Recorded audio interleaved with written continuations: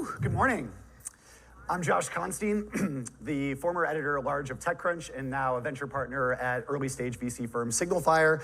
And today we are going to discuss the biggest existential and philosophical questions about the future of AI.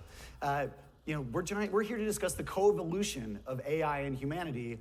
Although I'll say it seems like one of them is evolving a lot faster than the other. AI is mastering new skills every day, and I'm still trying to master the time change from daylight savings the other day. But luckily, we're here with somebody much, much smarter than me. He has built a lot of the products that you're probably carrying around in your pocket today. He formerly led product at Instagram, at Facebook Messenger, at Oculus, for the rider product at Uber, and most recently at Airtable. Please give a warm welcome to the head of ChatGPT and the VP of Consumer Products at OpenAI, Peter Deng. Thank you. Thank you. Great to be here. Amazing. So there are plenty of questions to get into, so I'll just start with an easy one. Okay. What is the role of humanity in the age of AI? That's super interesting. Well, I want to say thank you for inviting me out here because in my day-to-day work, we just deal a lot with the features and things, and it's really good to kind of zoom out and think about humanity as a whole.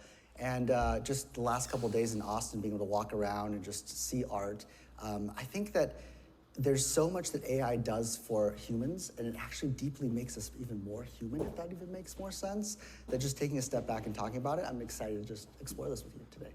Amazing. So, how does the purpose of the human mind evolve? Now that so many of the quantifiable questions can be answered by things like AI, what does that leave for us to do? I actually believe that AI fundamentally makes us more human.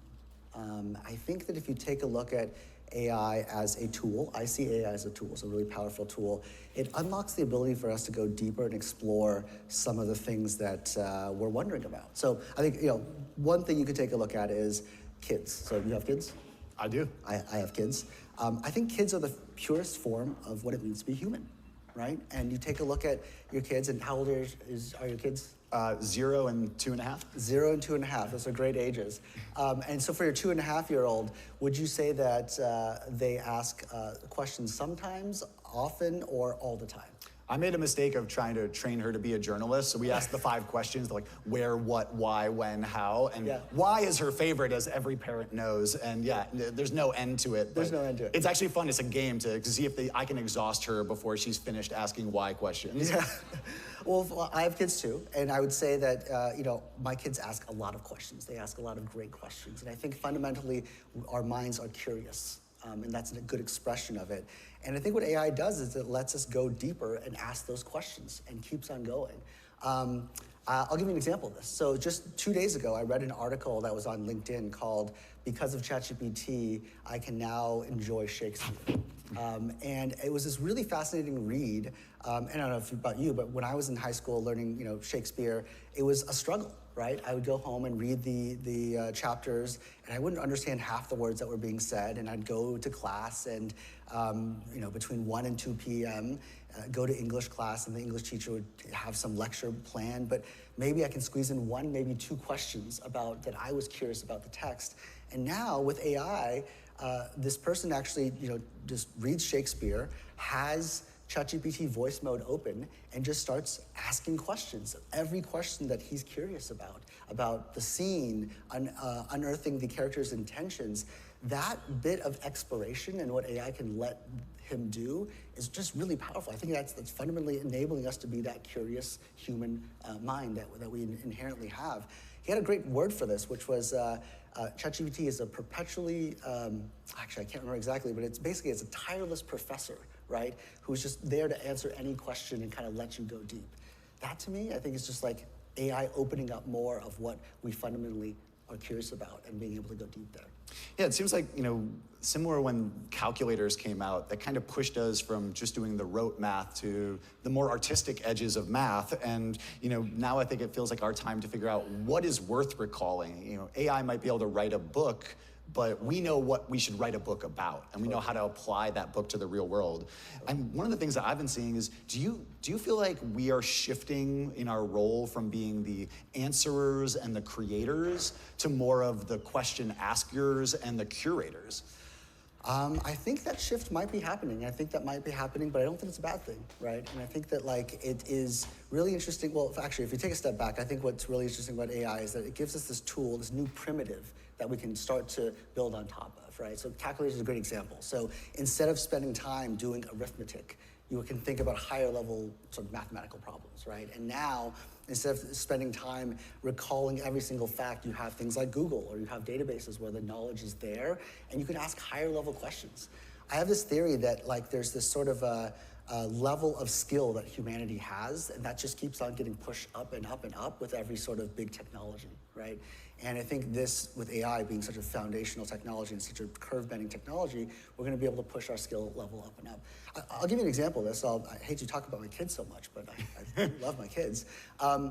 When I was growing up, learning to program in QBasic was this staring at this blue screen and having these lines of code that were numbered, and it was really hard to build something meaningful, right? I was kind of in there kind of tinkering.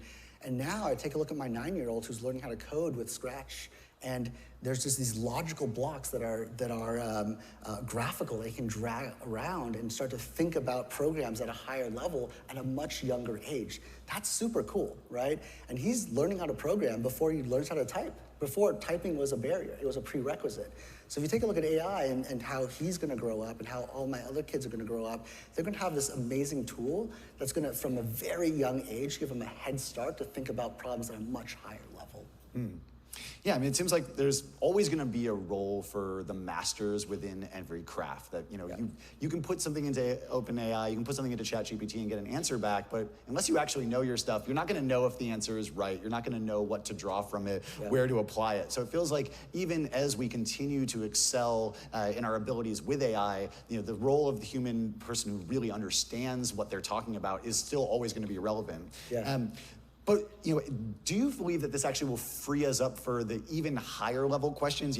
Thinking about the meaning of life, free will, where we come from. Like, does AI change our perception of ourselves? There's two ways to answer this question. I'll answer the simpler one first. I think that in order to explore any of these ideas, we're going to need a time and space to do so, right? And so, our minds are, for better or worse, extremely busy. Organism where we're just constantly thinking about what if this, what if that, and evolutionarily it's got us here. But to quiet the mind and have the space to think about some of these problems requires you taking time out, right? I still remember when my wife inspired me, and we went on a 10-day meditation retreat, a silent meditation retreat, and finally we had the space to kind of think about things and kind of unearth a bunch of these little tiny little insights. So I think in some sense, AI freeing us up to think about things at a higher level is gonna help. It's gonna give us our time back. I also think that AI is starting to help us go deeper and think about problems locally too, right? And I think one of the ways that I use ChatGPT is to help me just help be a thought partner, right? And sometimes I'll have a vague nebulous thought that I'm not sure how to crispen up. And the beauty of language is that it's this thing that actually helps you process your thinking, right? And I don't know about you, but whenever I'm stuck mentally on something, writing it out just helps me linearize my thoughts, right? And the act of writing is actually clarifying the thought itself. So there are many cases that personally I've actually used ChatGPT to just talk about an idea. And through that conversation, it ends up refining and gaining those insights. So both on the level of giving us time back to explore those concepts, but also, if those of you who haven't tried it, just start asking questions. And sometimes you're gonna get pretty deep into the weeds and uncover some insights that you may not have otherwise. I think that's kind of the beauty of South by, is you have all these conversations with people from all these different disciplines, and it really helps crystallize your ideas by having that dialogue. I mean, I wrote 4,000 articles at TechCrunch. I feel like I never knew what the last sentence was going to be by the time I started. Like you only figure out, I only knew what I wanted to say once I was actually talking. Yeah. And I feel like humans have that same capability, but we so often lack that thought partner to really spar with. Yeah, and that thought partner, before ChatGPT, that thought partner was only awake for certain hours of the day. Right, and now, when I'm working late at night, my kids are asleep, my family's asleep, my coworkers are asleep, and I'm kind of wrestling with a certain problem of how to articulate X, Y, and Z thing. ChatGPT is awake, and I can go in and just start, kind of sparring with with it and exploring the idea and kind of going deeper into that thought process.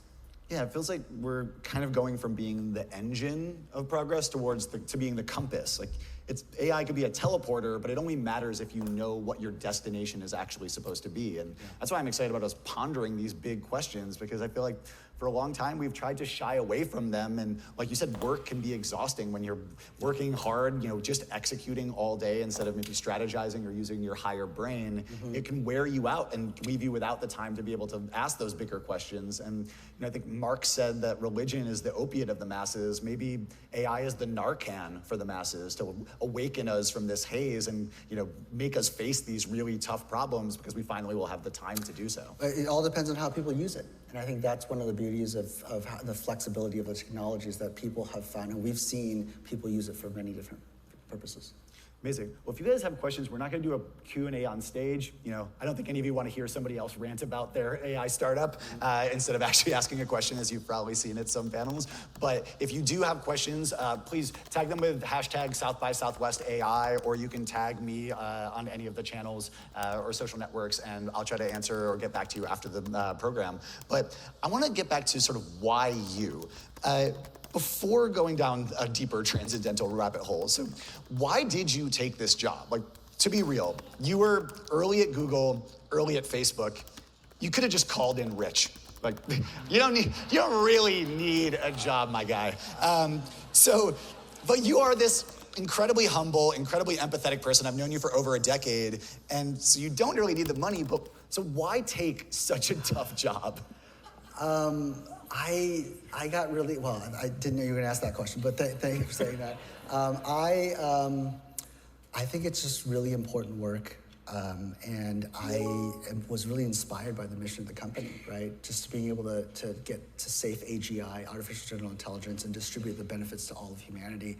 I've never seen a technology in my lifetime that's this powerful and has this much promise. So just to be a part of it, I do keep a gratitude journal every day, and the number of times I've written wow, I feel grateful to be a part of this journey, verbatim, it's in there, and I feel that gratitude just because, again, this is something that's gonna be so beneficial to humanity if we get it right, and I just wanna not mess it up.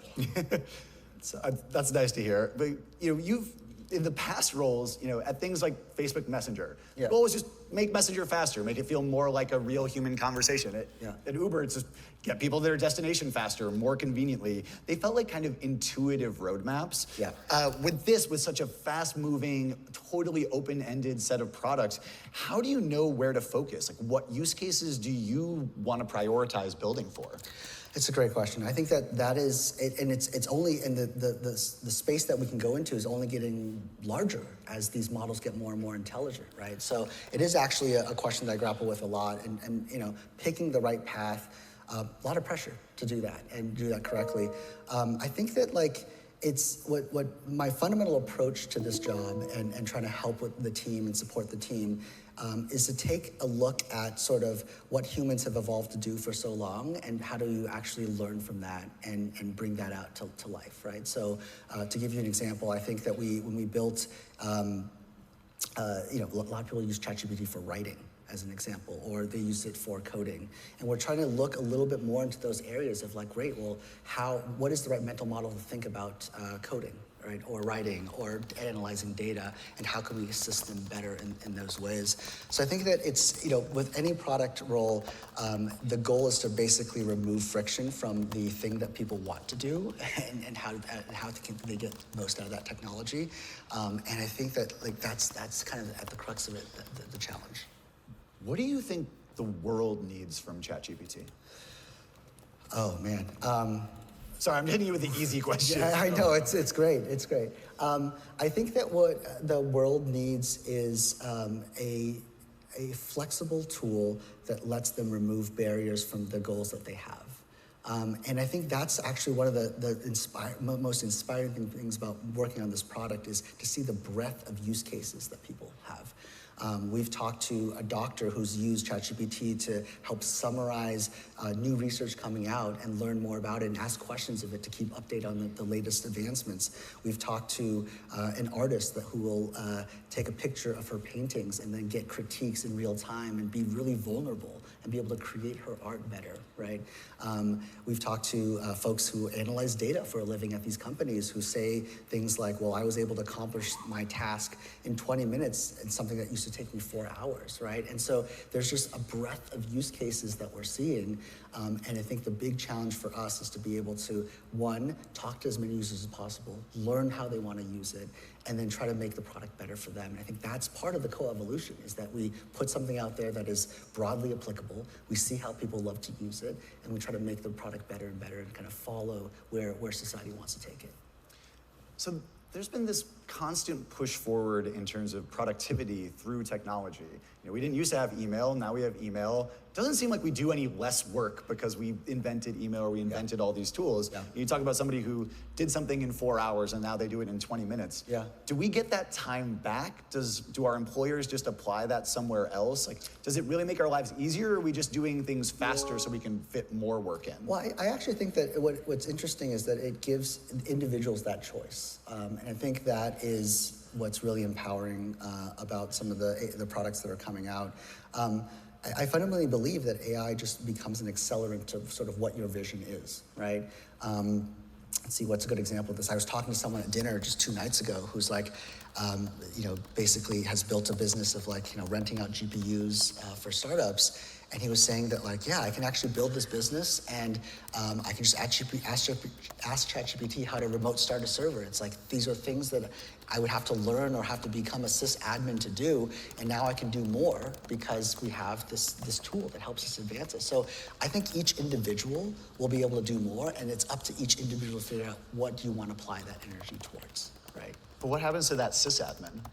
I think that's a great question. I think that that sysadmin is also able to do more. I think maybe there's other skills that he or she is less well versed in, but because you can now kind of augment your skill sets and kind of each individual doing more. I mean, take a look at companies. I think companies will get, my personal opinion is that companies will get smaller, but there'll be a lot more of them. And how do I know this? It's like, well, I can't tell the future, but that's just my guess, right? But if you take a look at humans, fundamentally, we are ambitious creatures, right? And we have visions that we want to chase. And every step of the technologies that we've seen in the past, I think what's happened is that those have removed barriers for people doing more. I'll give you a concrete example, right? If I was born 50 years ago, before I was born, I don't really know, I have a lot of gaps in my skills that I don't know how I would fill. I'll give you specifics. 1, I can't spell very well. 2, my handwriting really sucks, right? 3, I can't really do basic arithmetic that well. I think my brain is wired a little bit differently. So if you were to rewind back the clock 50 years, I don't really know what opportunities I would have, right? But now that we have spell check, we have autocomplete, right? We have calculators. I feel like I was able to apply my skills and things that I was uniquely good at and do more with what I can do with just the technology that were available. So you are a very attentive father of 4. And I'm curious, have you seen any parallels between teaching kids and teaching, being GPT DAD? I get a lot of inspiration from just watching, just sort of how my kids learn and evolve. I think that, you take a look at, since we're talking about kids, let me kind of share a little bit of a story. One of my daughters is extremely creative and just likes to build things, right? And she will go around the house, find bottle caps and find, kind of cardboard boxes and cut things out, use a lot of Scotch tape and kind of create these really creative creations. She reminds me a lot of me. When I was a kid, I actually built Rube Goldberg machines, not machines, that's too generous, contraptions out of just tape and paper and cardboard and marbles. But now I look at her and me and I'm like, wow, we're kind of wired similarly, but I'm really excited to see the tools that she's gonna have at her disposal as she grows up. Right, and that's really inspiring to me to think about at the core, we have similar DNAs and we have this desire to build, and I think she's going to be able to do a lot more than I am in my lifetime because of just the amazing stuff that we have coming out. Are there specific values that you want to instill in ChatGPT? I think that, along the lines of parenting, I think there are values that I want to instill in my kids, but it's actually less about my values. I think about it in terms of the world's values. My ideal is that AI can take on the shape of the values of each individual that's using it. I don't think it should be prescriptive in any such way. And you take a look at, there's just so many beautiful cultures around the world and like different ways of thinking. Recently went on a vacation with my family to Japan, and just, I love taking trips. I don't do it that often, but when I do, I love it because one, you kind of reset your brain while you're on the airplane, and when you land, you start noticing all these little tiny cultural differences, right?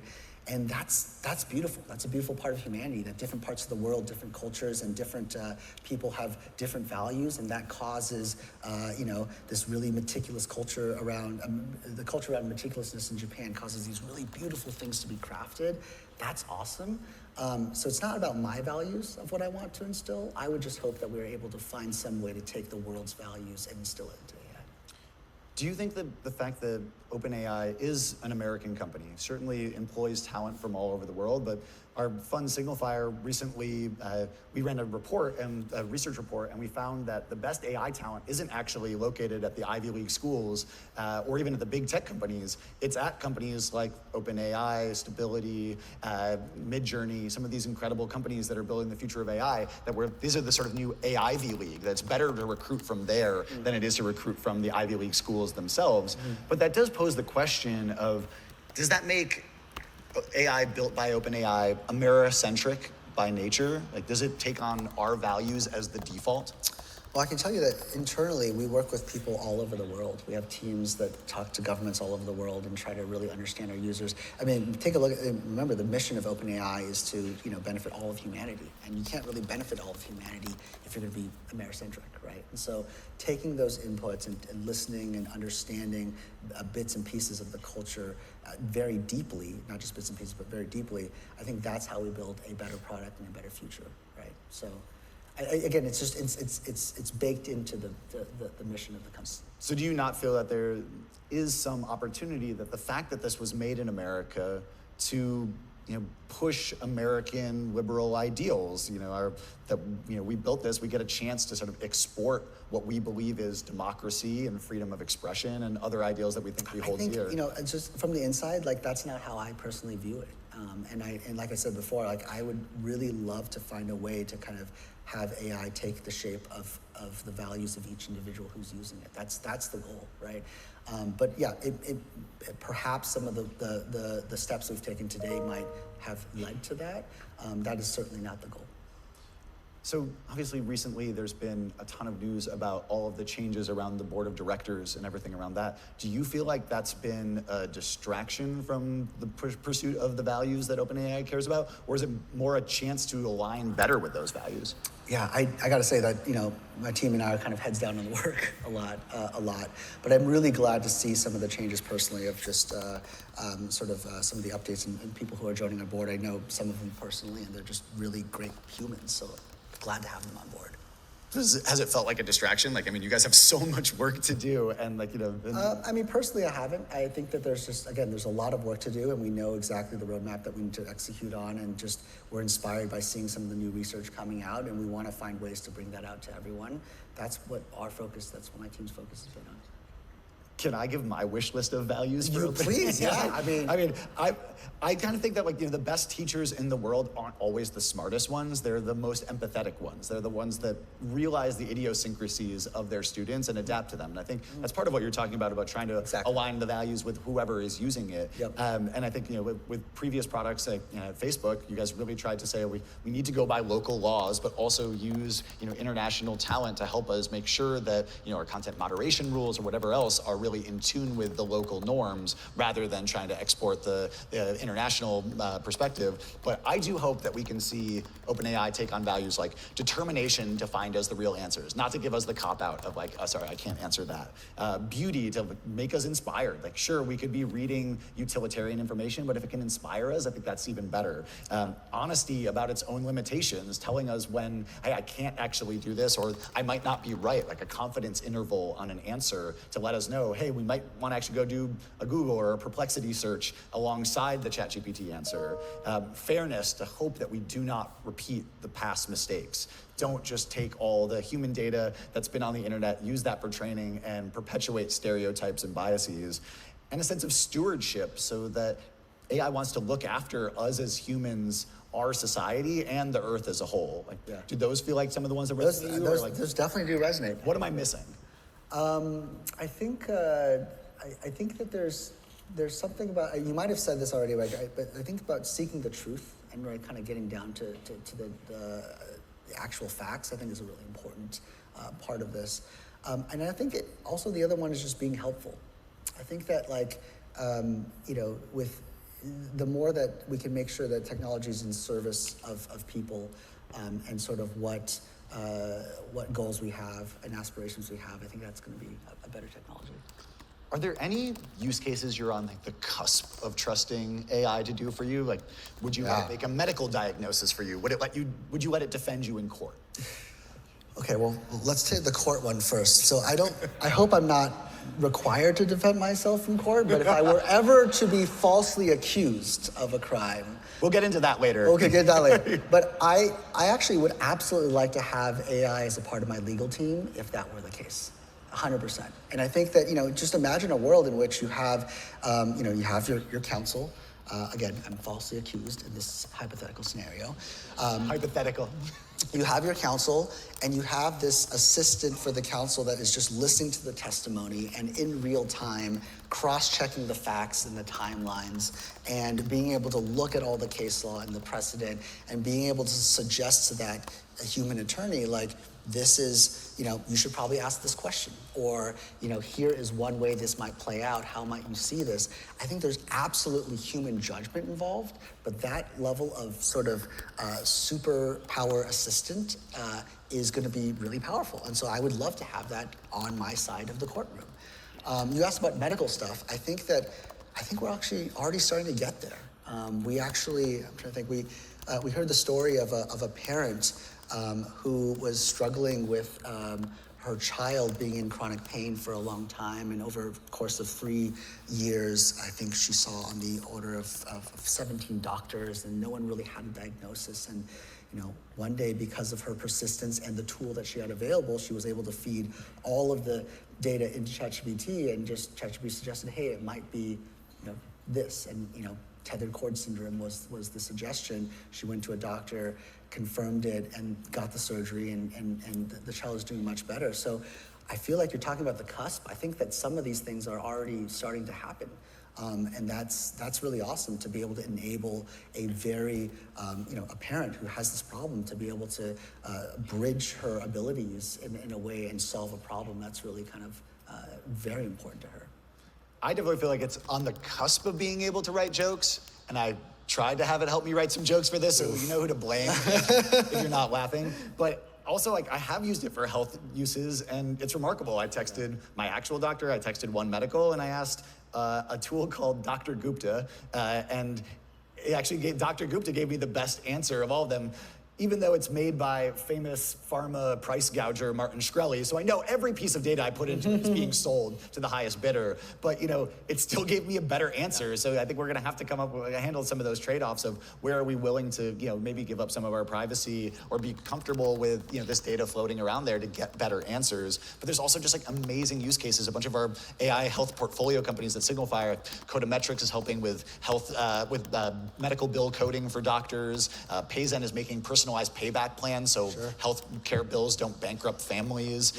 Wealth is making sure that people actually take their pills. You take a photo of you taking your pills each day, and it basically doesn't take $2 away from you. It gives you $60 at the beginning of the month, and every day that you actually show that you're taking your pills, it doesn't take $2 away from you, which is, activates loss aversion, but it's only possible through AI that we're able to do all these things. So it feels like there are these big jumps forward, but how do we grow more comfortable? What is it gonna require for more people to feel willing to take on AI for these use cases? I think people, I think it's actually, this is part of the co-evolution. This is the title of this talk, right? It's gonna take time and repeated exposures and experiences and hearing the stories, and more than hearing the stories, but feeling it firsthand. And when you have more and more exposures and feeling it firsthand, you will be able to start to see it and trust it in different ways. I'll give you an example. When I first got my Tesla a long, long time ago, they had this feature called autopilot. It was not autopilot. It was essentially cruise control, right? But over time, it got, it was just basically stay in the lane and, kind of monitor the car in front of you. And over time, it got a little bit better and a little bit better. And it was like, okay, now I'm gonna suggest that you take you change lanes on the freeway. Or at some point you can hit the turn signal and it would change lanes for you. And now we're in a world where, I personally trust it enough and the technology has evolved enough where it's like, okay, for some stretches, I'm okay just kind of like letting it do its thing, right? And it could even, drive on the roads if it wanted to. I don't let it do that. I'm not fully there yet. But I think that the path of how we get there and the repeated exposures and the experiencing of it is a huge part of the co-evolution. And that's one of the things I would say that I'm really proud of the team for doing is that, it's not that we're developing AI and keeping it in a lab. We're developing AI and trying to making it generally accessible to other people so that people can try it out and can gain that literacy and can get a feeling for what this technology can do for you. And I think it's awesome that my kids have a front row seat to that, and I can show them, new features before they're released. I tell them not to tell their friends, and then kind of see how their thinking even evolves because they have access to these tools and they can actually play with them. And I think that being able to play with AI is one of the things that's going to be really important. So, luckily, I don't think we're at the point where anyone's doom scrolling ChatGPT, but obviously a lot of the biggest apps in the world, including several of the products that you've worked on, have been shown to have some questionable health impacts. What have you learned from working at places like Facebook and Instagram about safety, and how are you applying that at OpenAI? Yeah, it's a really good question. I think fundamentally we just have different products that we're building. I've learned a lot from my past experiences at Instagram. I learned a lot about craft and the beauty of design, and at every single job I've learned something and I've taken it with me and helped me with the job I have today. But I think fundamentally it's about sort of that utility and that satisfying that curiosity, and that if you are, I don't even know what doom scrolling would look like in ChatGPT, but because it is a product that is meant to kind of, assist you and give you that superpower to kind of break through some barrier and a challenge that you're facing, whether it's like doing an internet research or just kind of thinking through a problem, I think it just has a different shape of a product than some of the other products I've worked on. Do you feel like you need realists at OpenAI, or because I know it takes optimists to build great products. Yeah. But I also think that sometimes you need somebody in the room who assumes the worst in humanity, because we're like kind of terrible at our core. Like we have lots of shameful sins that we project into the products that we use. Yeah. And so how do you do that to preemptively guard against those kind of problems? Do you have those people, or do you have the kind of person who's specifically designed to be like, no, like someone's gonna do something bad with this? Yeah, no, we definitely do. And I think that's what makes the team work so well together, is that we think about safety as a part of building the product. It's not an afterthought. So we actually have an amazing safety team that our team partners with, and before we even fully build a feature, we're engaging with them, and they're thinking about how do we red team this, and how do we actually push the bounds of this, but also like make sure that we're developing it in a very safe way. So absolutely, those people are incredibly valuable parts of the team, and the way that we build product on the inside is very much a combination of multiple people with multiple different perspectives on what could be and also what we want to prevent, coming together and co-designing that. So your kids are still pretty young, but do you think that you would first let them use ChatGPT or social networks or Google? Like, which do you think you'd be more comfortable with them having sort of unrestricted access to? Well, they don't have unrestricted access to anything at this age. My kids are 3, 5, 7, and 9. So at this age, it's not, they don't have that. But I think that, in terms of supervised use, I would say that, maybe I'm biased, ChatGPT is the product that I let them use. I think there's so many interesting things that help them explore their creativity. Just ways to kind of help them, right? So my daughter is really into writing stories right now. And, being able to have it take something that she's handwritten a story and help her type it up by just taking a picture and be like, hey, you can transcribe it, and then she can take that now and put it into Canva and make it some kind of storybook that she's thinking about, or leveraging DALL-E to be able to generate images that kind of bring her stories to life. There's something really cool about the utility of that feels like it is that is a tool that I would let them use.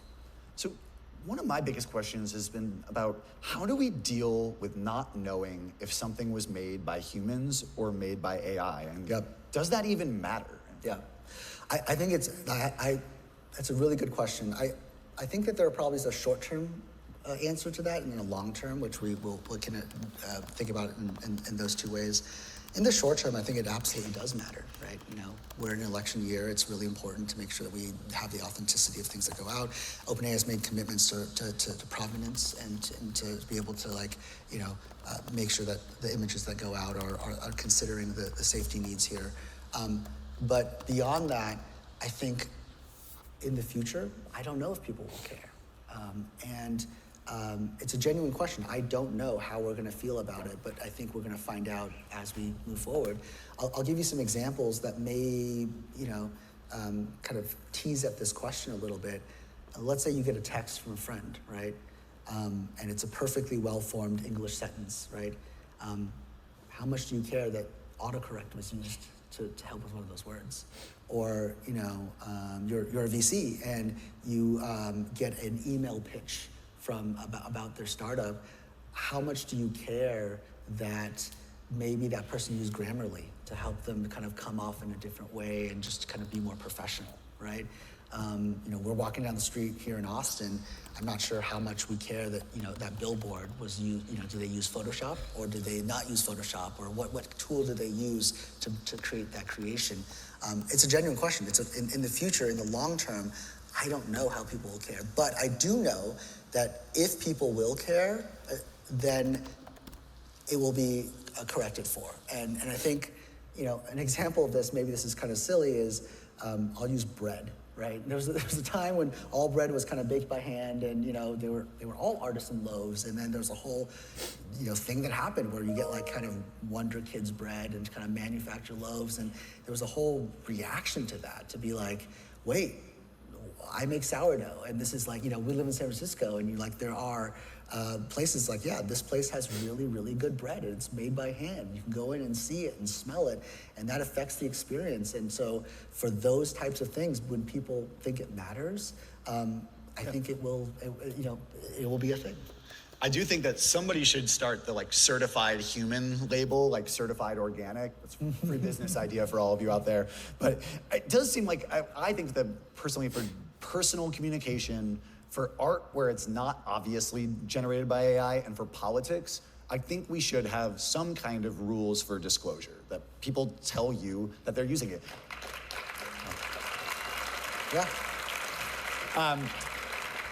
Because if I get an enterprise outbound email business pitch, I just assume that there's going to be AI in it. If it's some big marketing campaign, I don't really care. But if my wife sends me a poem, I want to know if AI was used.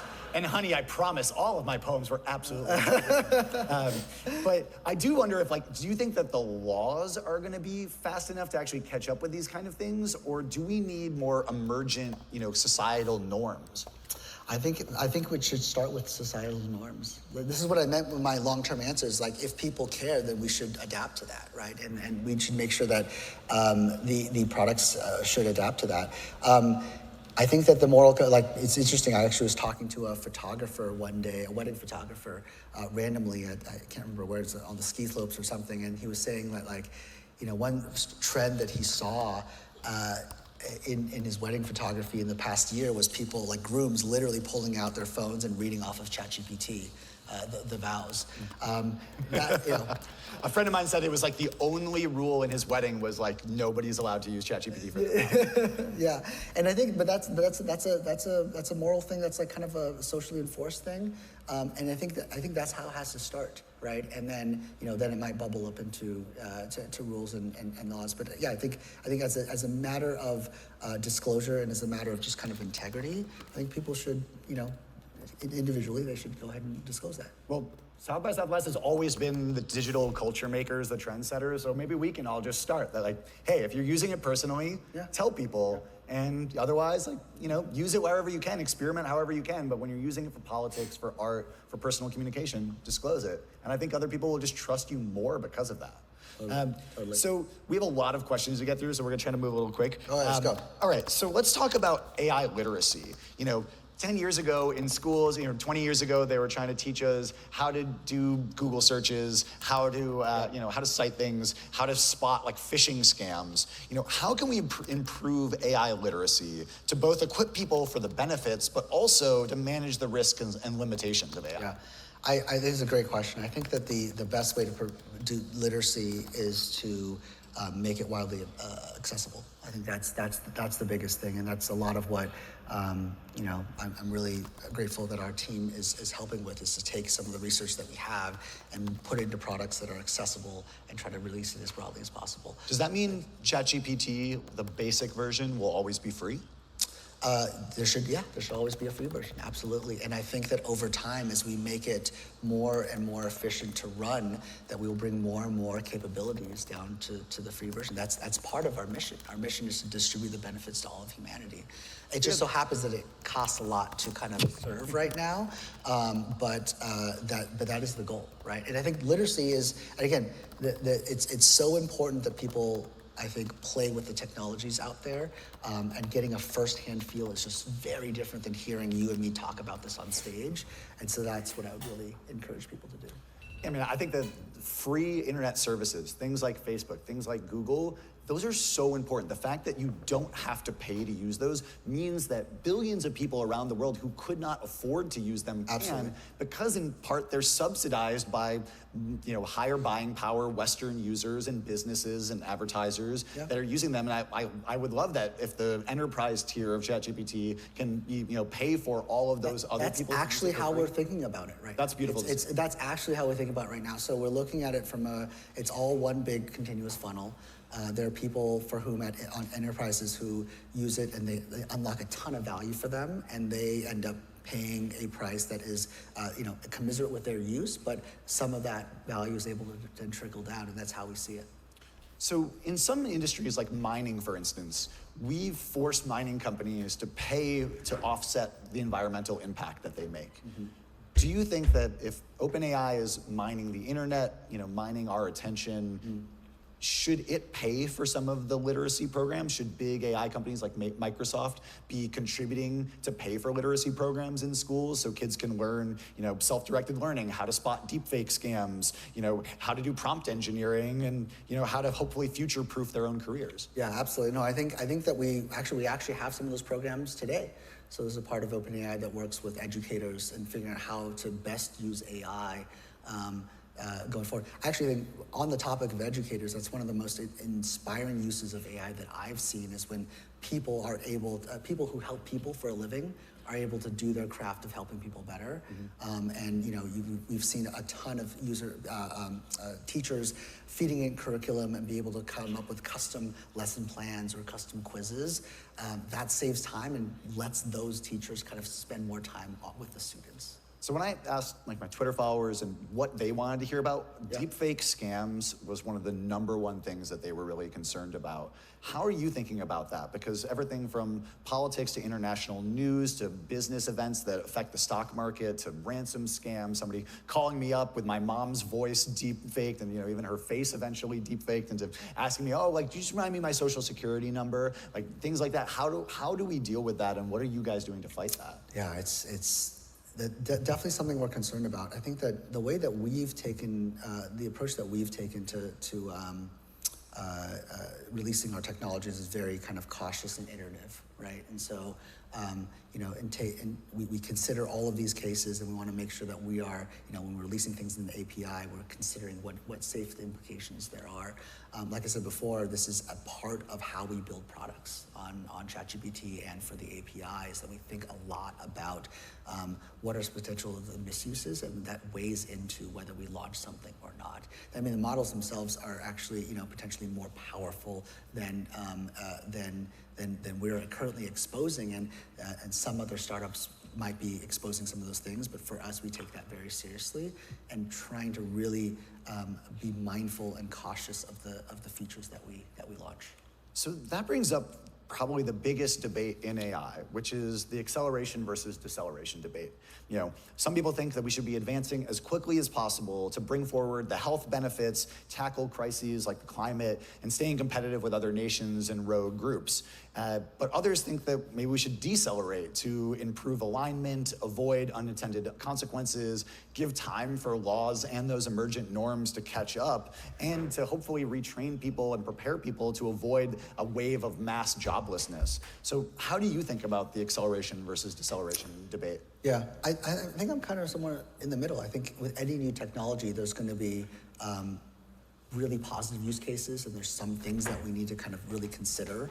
I think that my personal viewpoint is the way that we actually suss those things out and figure out what are those challenges and how do we actually solve them is to release at a responsible rate, right? Release the technology in a way that gives, society a chance to kind of absorb that, make sure we have the right safeguards in place, that we're kind of are always, as best as we can, releasing the capabilities in a way that has those safeguards kind of already pre-built, right?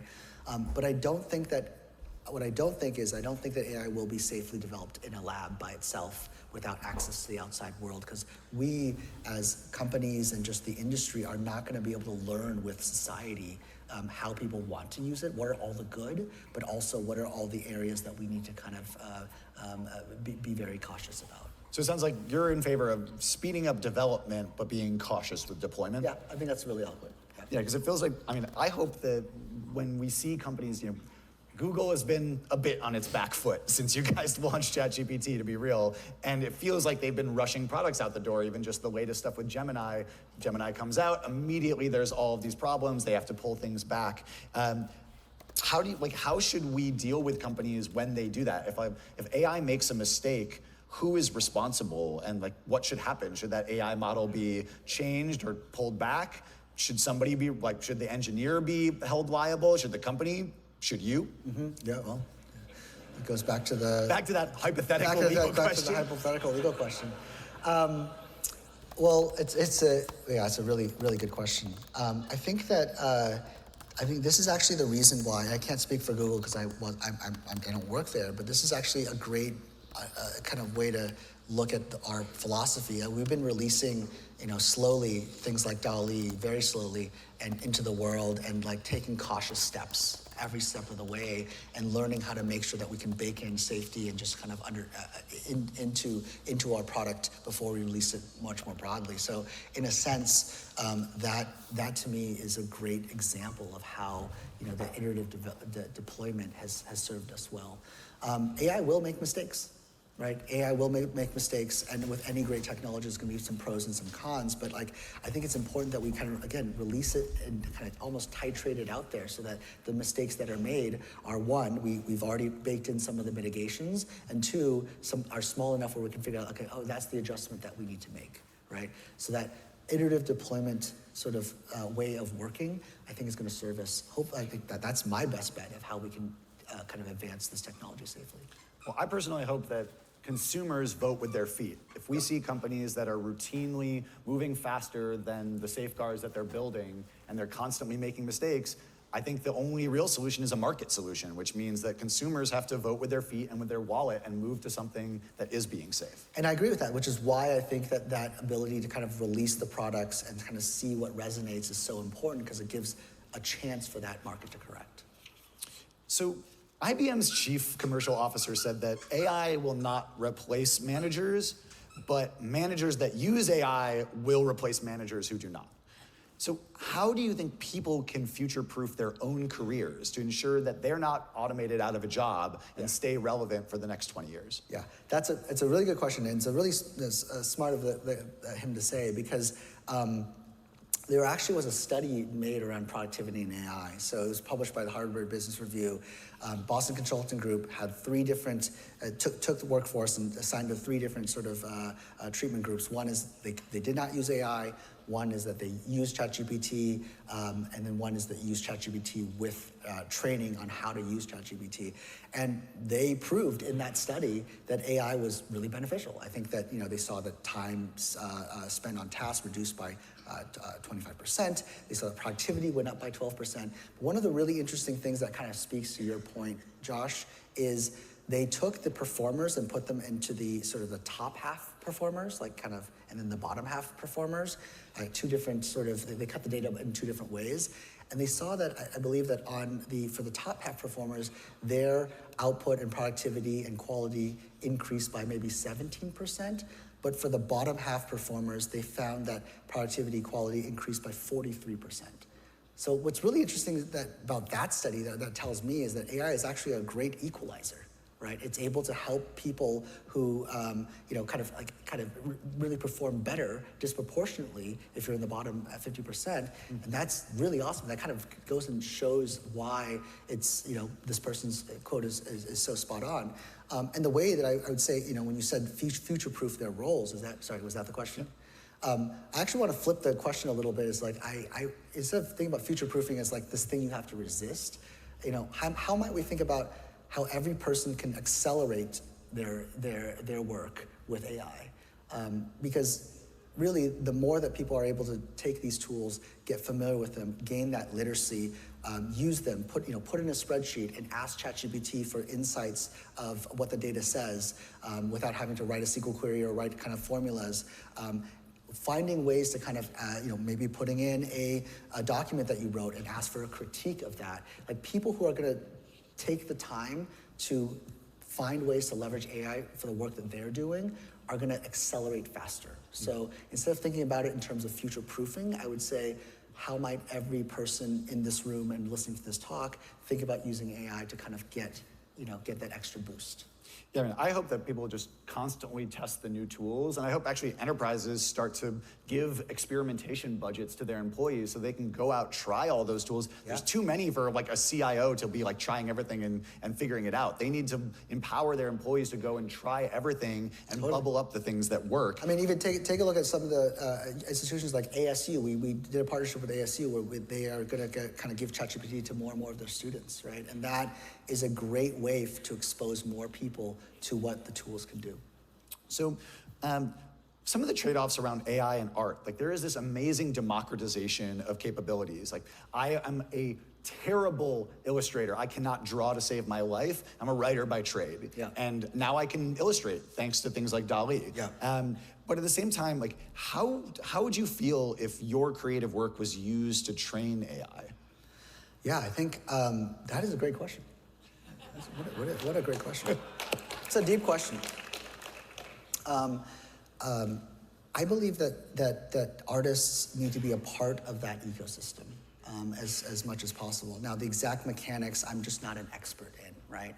But I also believe that if we can find a way to make that flywheel of creating art faster, I think we'll have kind of really helped that industry out a bit more. I think that the question of creation, I might have alluded to this before, but an artist can kind of take a painting that he or she is working on, take a picture, ask for a critique, and be able to kind of accelerate what they're able to do with that painting and kind of get be very vulnerable, is going to kind of accelerate kind of the overall world of art.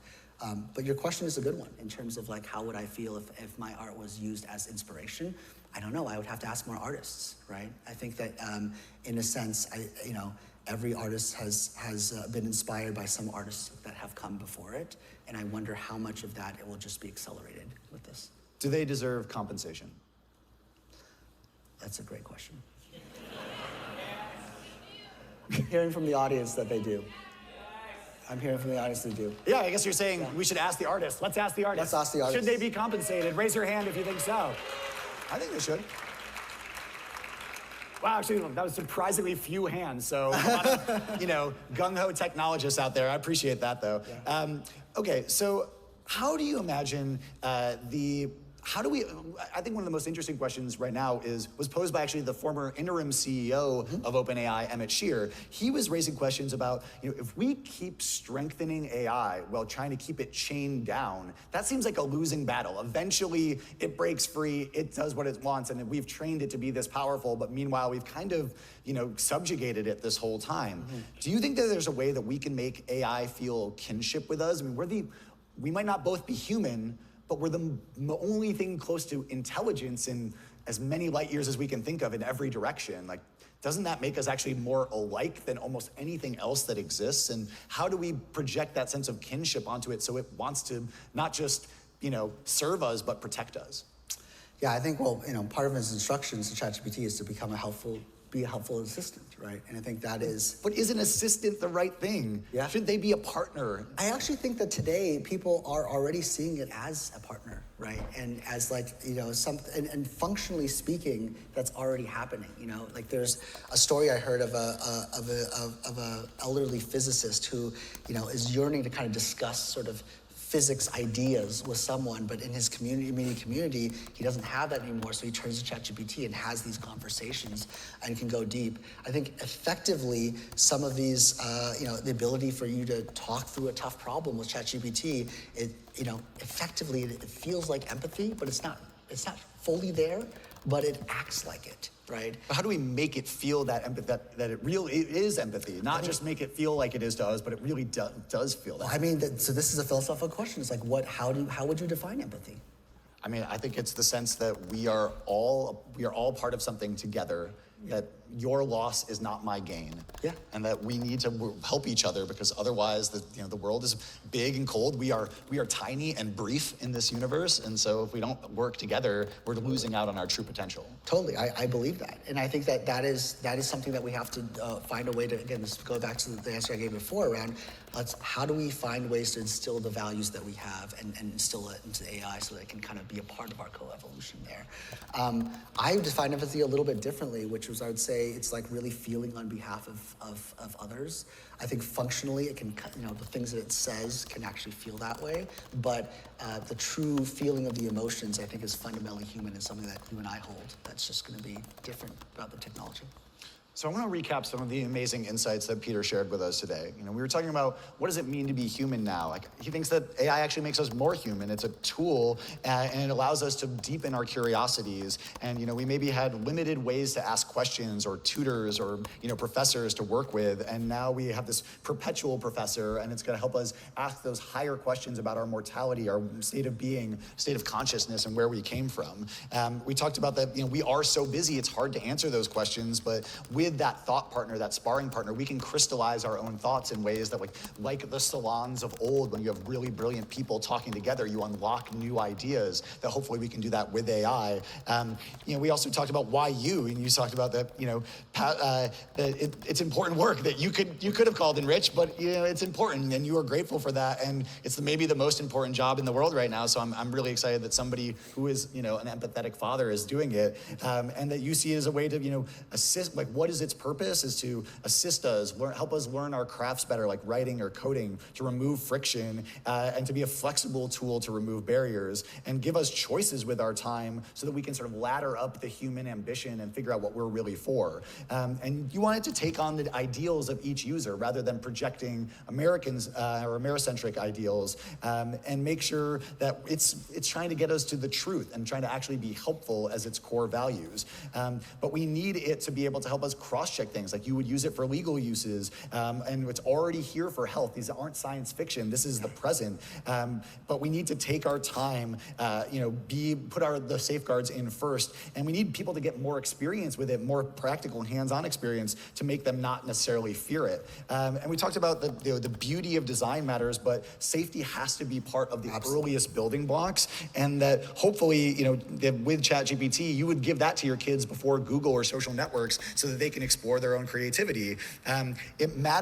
It does matter right now if people can believe something if it's made by AI or not. We're in an election year. We need to provide that providence, and they need to be corrected if things aren't done right. But in the future, you're not necessarily sure if we're going to even care. But I think we're going to start a norm right here to disclose when we use it in personal communication. That's great.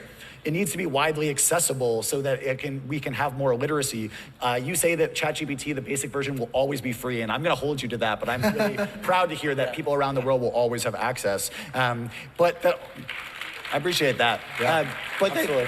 But that companies that do profit off of it should contribute to paying for literacy efforts so that we can, wind our way and make sure we're not fooled by deepfakes and don't let, society spin out of control based on misinformation. And you said you think there are positive and negative use cases for AI, so you want to accelerate development while being cautious around deployment. And I think we need to hold companies accountable that if they don't actually hold up to the safety standards that we expect, that we go and use a different product. We need to future-proof ourselves, not by resisting AI, but by embracing it and finding how even bottom performers can be much better off with it, and figure out how do we use it as a sparring partner throughout all of our intellectual pursuits. But that you still didn't quite answer whether creatives should be compensated, but you do think that they need to be part of the process, part of the conversation. They need to have a role in this. And hopefully, as we move forward, we make it into AI not just being an assistant, but truly a partner to us. And I think if you look out into this room, you can tell that AI is a culture.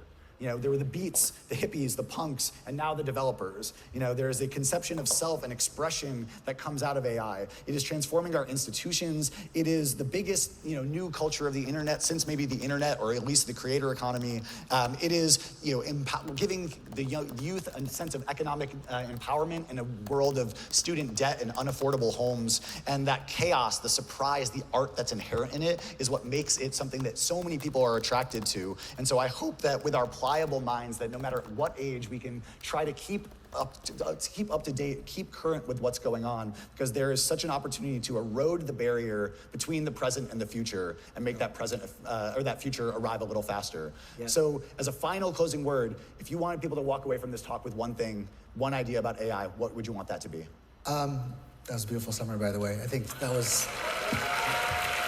Thank you. Thank you for that.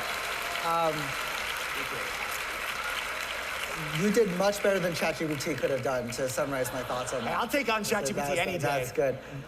For me, I guess the final thing I'll say is we don't know what the future is going to hold, but I encourage everyone here to just stay curious. And just the fact that you're all here listening to this is great. Go out and try it. Go share those ideas and see what AI can do, because that's going to help people like us who are building the technology know what's valuable to you and how we can assist. So just stay curious, keep an open mind, tell us what you want us what you want to see in AI, and together I think that's where the co-evolution is going to happen. That's beautiful. We'll leave you with that. Stay curious, everyone. Thank you so much. Thank you.